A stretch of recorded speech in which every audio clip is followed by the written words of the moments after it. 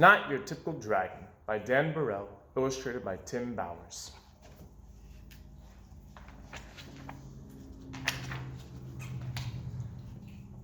Crispin Blaze was born into a proud family of fire-breathing dragons. Every blaze breathes fire, explained his father. I breathe fire, your mother breathes fire. Tomorrow, when you turn 7, you'll breathe fire too. The little dragon imagined all the forests he would burn down. He dreamed of all the castles he would destroy. He also considered boiling water to make tea, but he didn't tell his father that. The next day, Crispin sat among family and friends as a big cake was brought to the table. Who will light the birthday candles? His mother asked. I will, declared Crispin. He could feel a tingling inside his tummy, but when he opened his mouth, fire did not come out. Whipped cream came out. Crispin, shouted his father, dragons breathe fire. What will the neighbors think? Worried his mother. I love whipped cream, said his little sister Ashley. The little dragon was whisked off to the doctor the very next day. Please fix my son, demanded Crispin's father. Well, what seems to be the problem? Asked the doctor. Crispin opened his mouth and breathed, but fire did not come out. Band-Aids came out. I see, said the doctor gravely. Dragons should breathe fire, insisted Crispin's father.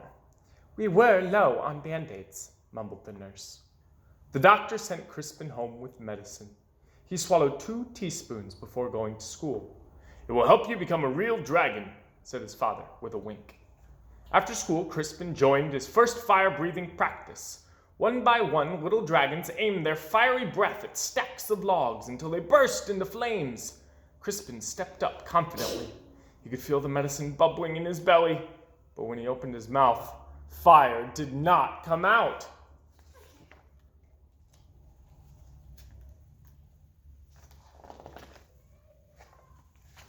Marshmallows came out. Dragons breathe fire, yelled the coach. Isn't that right, class? The other dragons didn't answer. They were too busy looking for pointy sticks for marshmallow roasting. Well, I guess I'm not a real dragon, Crispin thought. He worried that his family would be disappointed, so he ran away from home. The world can be a scary place for a little dragon who can't breathe fire. Crispin found a dark cave. I'll be a fireless dragon all by myself. I won't bother anyone, and no one will bother me. An hour later, he had a visitor. I am Sir George, squeaked a thin, shiny knight. Show yourself, dragon. Crispin shuffled out of the cave. The thin, shiny knight held up his thin, shiny sword. Do your worst, dragon. Crispin opened his mouth, but fire did not come out. Soap bubbles came out.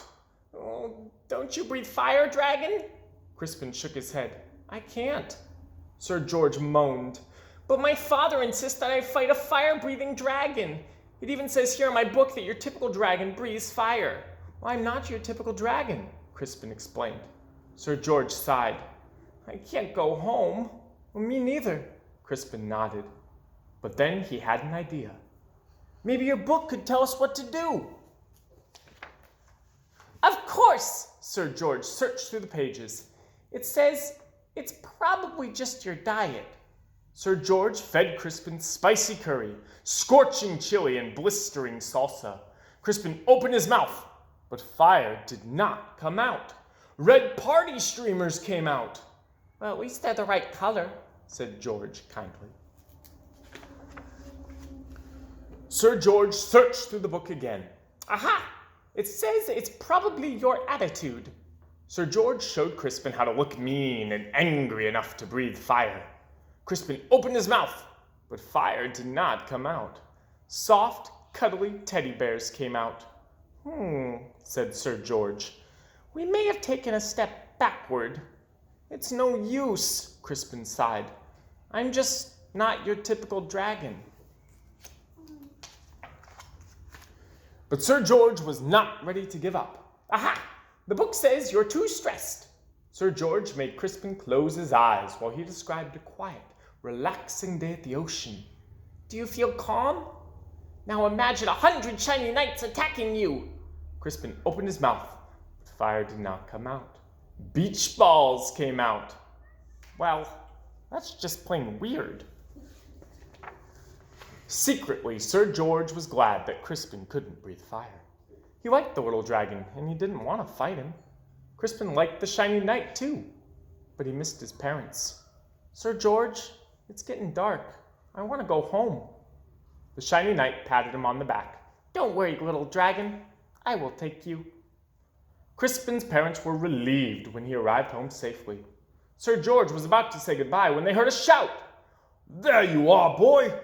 Why on earth are you playing with a fire-breathing dragon?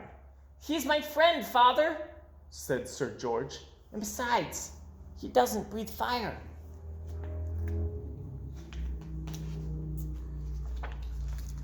A dragon that doesn't breathe fire?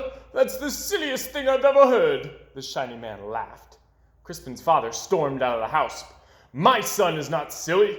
He may not breathe fire, but I certainly do. Crispin's father let out a powerful spray of flames. Do your worst, dragon, declared the shiny man. But then the flames scorched the lawn. That's enough, honey, said Crispin's mother. The flames singed the fence. You've made your point, dear. Now stop showing off, she scolded. Then the flames ignited the roof. Crispin's father panicked. I can't stop breathing fire. You'll burn the house down, cried his mother. You'll burn down the whole neighborhood. Dragons came running from all directions. They knew how to start fires, but no one knew how to stop them. Crispin suddenly felt a tingling in his tummy. He felt a bubbling in his belly. He opened his mouth, but fire did not come out. A gush of water came out. Crispin aimed the water at his father's flames. He saved his home, and he even saved the shiny man, who wasn't looking so shiny anymore. Hooray for Crispin! Everyone shouted. On Crispin's next birthday, there was a big party. Family and friends came from all over the land. Sir George and his family came too. Lots of dragons were dancing. Crispin stood with his mouth open wide. Fire still did not come out. Music came out instead. Your son, said an old uncle to Crispin's father, is not your typical dragon, is he? No, replied Crispin's father proudly. My son is something special. And then he jumped up and danced to Crispin's music too. The end.